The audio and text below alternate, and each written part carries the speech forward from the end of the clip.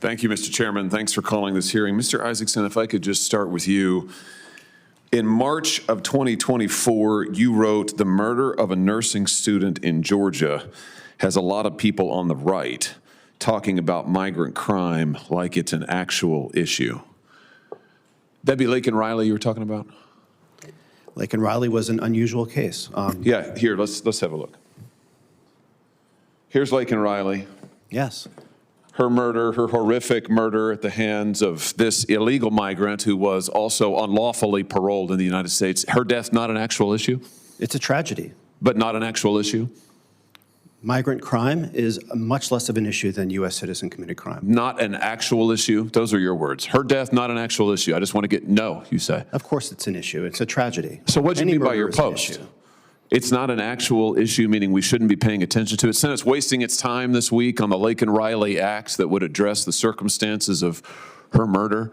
What's your advice to us? We just discontinue those proceedings now? I think the Laken Riley Act could do a lot of harm. It would allow me to say, oh, this person shoplifted, and that would be enough probable cause to get somebody deported. Interesting. You're here, who invited you to this committee hearing today, Mr. Isacson? The minority party. Yeah, it's interesting. You're here as a spokesman for the minority party. I just want to make sure the record's clear on this. The spokesman for the minority party is advising the Senate that the Laken Riley Act is a bad idea and we ought to stop it. The spokesman for the minority party is saying that Laken Riley's death and migrant crime is not an actual issue. I can't frankly believe that I am hearing these words. You said it's not an actual issue. I read you the quote. Laken Riley's death was not an actual issue. You said that the murder of a nursing student in Georgia has a lot of people on the right talking about migrant crime. You put it in quotation marks, square quotes, like it's an actual issue. She's dead because of migrant crime, right? Let's try something else. Here, do you know who this is? Do you know who this young man is? I do not. Travis Wolf, 12 years old, from my state, murdered by an illegal migrant who was also, like Jose Ibarra, illegally paroled by the last administration. Is your expectation that zero migrants? Let me tell you what my expectation is that those who commit crimes in this country will be appropriately dealt with. And that we should not be allowing migrants who commit crimes into this country, and that, yes, migrant crime that kills people like Travis Wolf, whose death was shocking, whose death is inexplicable, indefensible. I actually do think, yes, I think it's an actual, wait a minute, it's my time, Mr. Isacson.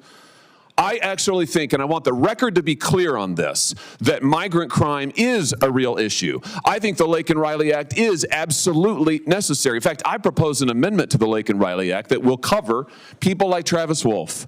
I think that ICE ought to be required to detain those illegal migrants who commit violent crimes against children, like Travis Wolf. And yes, I happen to think, as a former prosecutor, I happen to think that their violent murders are actual issues. And the fact that you would say otherwise, sit here and advise the Senate that the Laken Riley Act is a bad idea, that the whole thing is not an actual issue, tell us what, made up, I think is outrageous. I think it's absolutely outrageous. And the fact that you were invited here to give this testimony is stunning to me, I have to say. Absolutely stunning to me.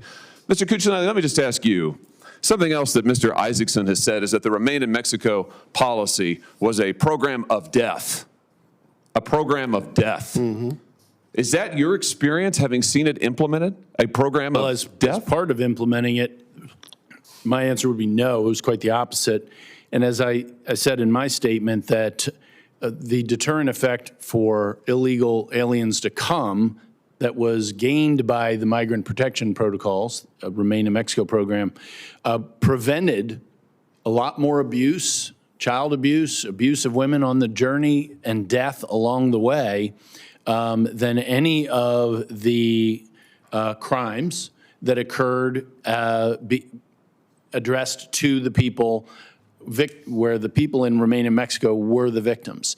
So anytime we have illegal immigration going on, we have victimization of that population.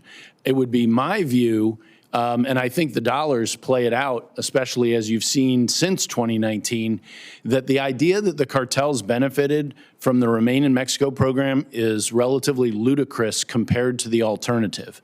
And the alternative we've lived with the last 4 years has been the greatest enriching of the most evil, vicious people in the Western Hemisphere in the history of this hemisphere. Yeah, I wish the Remain in Mexico program had still been in effect. When the killer of Travis Wolf crossed the border and was paroled illegally into the country, he might still be alive today. And if that's not an actual issue, I don't know what is. Thank you, Mr. Chairman.